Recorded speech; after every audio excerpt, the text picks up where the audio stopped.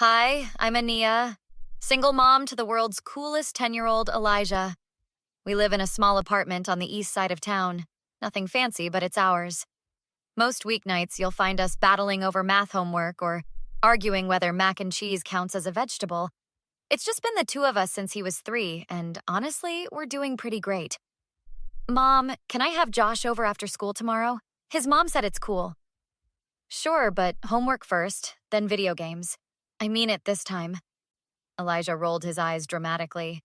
You always say that, and you always ignore me. Like mother, like son. That's our normal.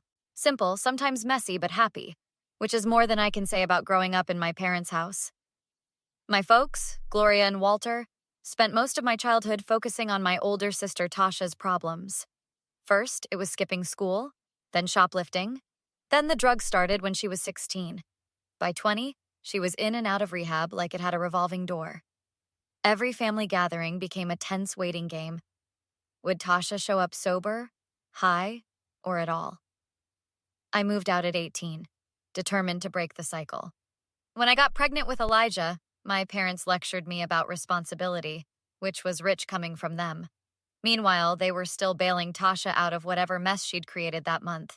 We see them at holidays, sometimes birthdays. They're good to Elijah, I'll give them that. But there's always this unspoken tension. Like I'm the disappointing daughter because I don't need their constant intervention. My phone buzzed on Tuesday night while Elijah was brushing his teeth. Ania, it's your mother. Tasha's in the hospital again. It's her liver this time. The doctors say it's pretty bad. I closed my eyes, leaning against the kitchen counter. I'm sorry to hear that, Mom. We need you to bring Elijah to visit. She's asking for him. That set off alarm bells immediately. Tasha and Elijah had met maybe 3 times in his entire life. She barely remembered his birthday. Why does she want to see Elijah? She hardly knows him. She's sick, Ania. Having family around might help her spirits. Your father and I think it would be good for her. And what about what's good for Elijah? Seeing his aunt hooked up to machines? Don't be dramatic. She looks fine, just tired. Please, Ania, for the family. There it was, the family card. As if I hadn't spent my whole life watching the family implode around Tasha's addiction. I don't know, Mom. Your father wants to talk to you. Before I could protest, Walter's voice came through. Ania, this is serious.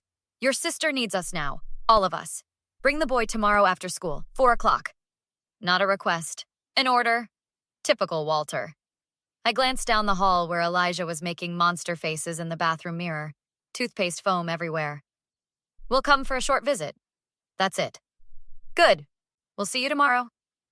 Something in my gut felt wrong about the whole thing, but I pushed it aside. One quick visit wouldn't hurt, right? For the family, whatever that meant anymore. The hospital smell hit me as we walked through the doors. Elijah gripped my hand tighter. Mommy, are hospitals always this cold? They keep it this way to stop germs, buddy. Tasha's room was on the 3rd floor. Gloria and Walter hovered near the bed where my sister lay, her skin yellowish, machines beeping steadily. You came. Walter nodded, pulling Elijah into a hug. Look who's here, Tasha. Gloria gestured with forced cheerfulness. Tasha barely opened her eyes. Hey, little sis, is that Elijah? He's gotten so big. As if she'd seen him recently. Last time was 2 Christmases ago when she disappeared before dinner. Gloria suddenly took Elijah's hand. We have a surprise. The doctors want to give you a special checkup while you're here. What checkup? He just had his physical last month. Just routine tests. Walter checked his watch. The hospital offers them for family members. It's free. You didn't mention this on the phone. Must have slipped my mind. They're expecting him in pediatrics in 15 minutes. Gloria pulled me aside. It's just a blood test and some scans. Nothing invasive. For what purpose exactly? Just a precaution. Given the family history, I needed air. Telling Elijah to stay put, I stepped into the hallway, only to overhear Walter talking with a doctor. The preliminary tests can be done today, but we'd need consent forms for anything beyond that. You'll have it. His mother just needs convincing. How long before you could do the procedure if he's a match? I marched over. What procedure? What's going on? You must be Ania. I'm Dr. Mitchell. Perhaps we should discuss this privately. In a consultation room, Dr. Mitchell looked uncomfortable. Your parents requested compatibility testing for your son. For a partial liver donation? The room seemed to tilt. They what? They indicated you were aware. Your sister needs a transplant urgently. Back in Tasha's room, I found Gloria showing Elijah a tablet. See? You'd be a superhero, giving a tiny piece to help Auntie Tasha get better. Would it hurt? Elijah asked, eyes wide. I snatched the tablet away. What are you doing? You're manipulating my 10-year-old into major surgery. Lower your voice, Walter hissed. We're in a hospital. You went behind my back to use my son as a donor? Family helps family, Gloria insisted. Tasha needs this. And you thought I wouldn't find out? Elijah looked confused. Mom, Grandma said I could help Auntie Tasha get better. I knelt beside him. They weren't being honest, baby.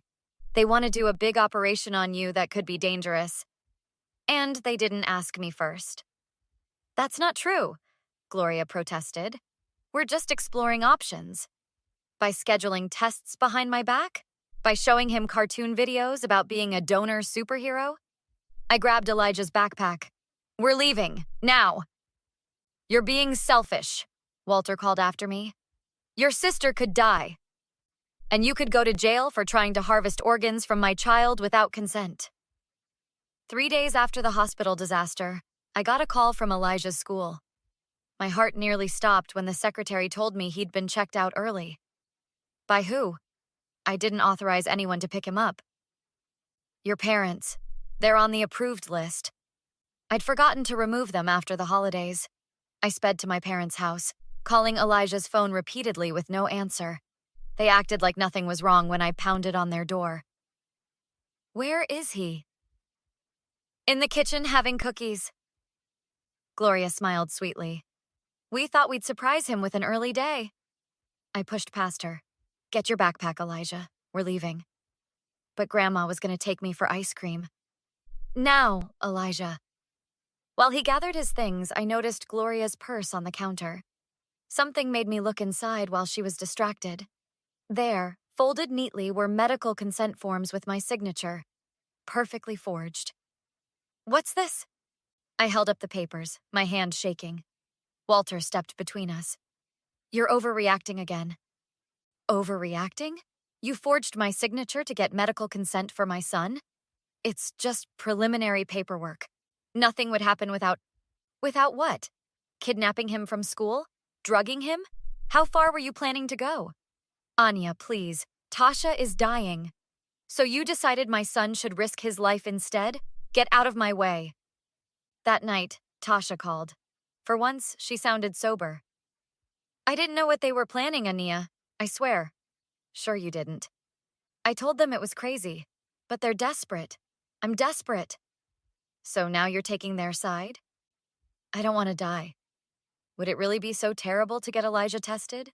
He might not even be a match. You're unbelievable. If it was your kid dying, you'd do anything too. I am thinking of my kid who's 10. The next morning, I contacted a lawyer, Marissa Jensen. They've committed multiple crimes here. Forgery, attempted medical fraud, possibly attempted child endangerment. She helped me document everything, including photographing the forged papers. I also called Dr. Mitchell, who was horrified. I had no idea they didn't have proper consent. I'll report this to hospital administration immediately. We devised a plan. I'd meet with my parents, wearing a recording device Marissa provided. I just need you to get them to admit what they've done, she explained. That afternoon, Walter sent a series of texts that sealed their fate. Family has obligations to each other. Elijah has an obligation to help Tasha. You're being selfish. This could save her life. We'll do what needs to be done, with or without your cooperation. I met them at a coffee shop, phone recording in my pocket. I want to understand why you thought this was okay, I began. Because it's family. Walter insisted. Tasha would do the same for Elijah. So you admit you forged my signature? Gloria glanced at Walter. We did what was necessary. And taking Elijah from school? We were going to explain everything to you after, Walter said.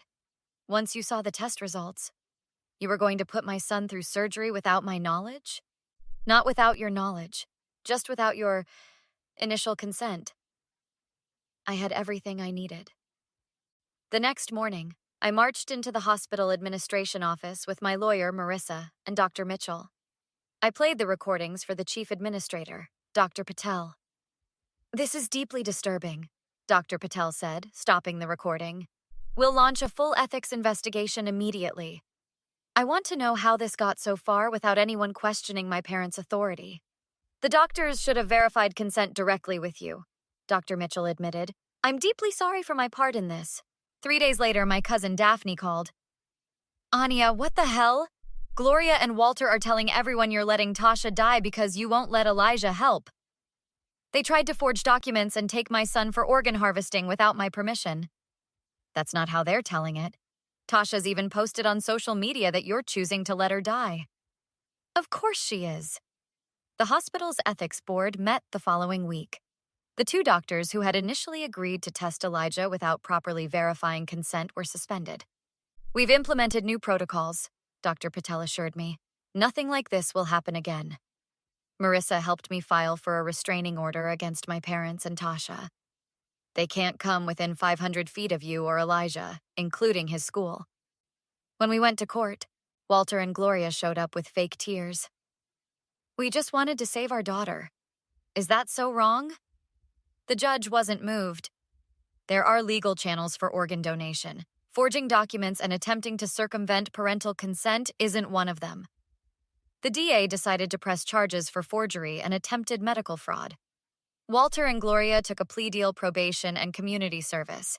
Meanwhile, the hospital discovered Tasha had been using again while on the transplant list. She tested positive for opioids, Dr. Mitchell told me privately. She's been removed from the transplant list pending 6 months of clean tests. Elijah and I started seeing a therapist, Dr. Kim.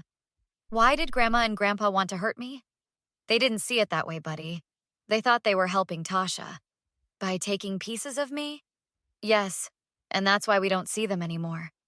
1 year later, we'd built a new support network. My friend Janelle became Elijah's honorary aunt. We spent holidays with her family instead. How's the little man doing? Janelle asked over coffee. Better. The nightmares have mostly stopped. And you? How are you holding up? I'm good. Elijah's school switched to an electronic checkout system. Nobody takes him without my fingerprint now.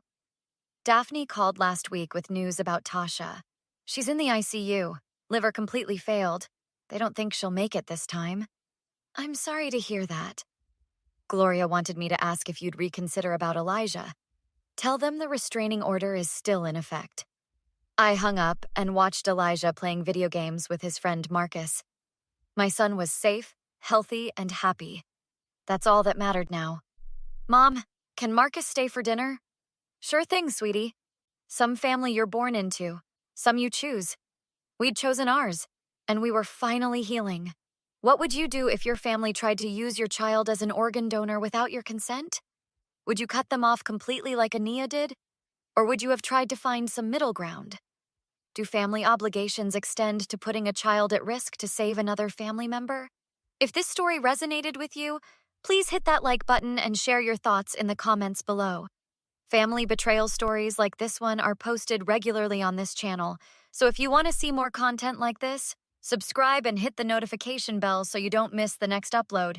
Thanks for watching.